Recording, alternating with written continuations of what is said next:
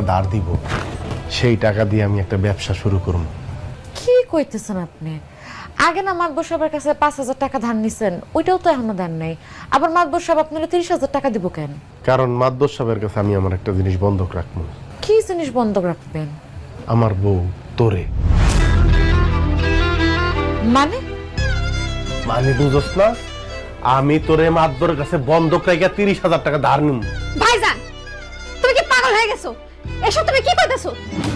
তুমি মাতবরের কাছে ভাবির বন্ধক দিবা? আল্লাহ দোহাই লাগে ভাইজান, তুমি এমন কাজ কইরো না। চুপ!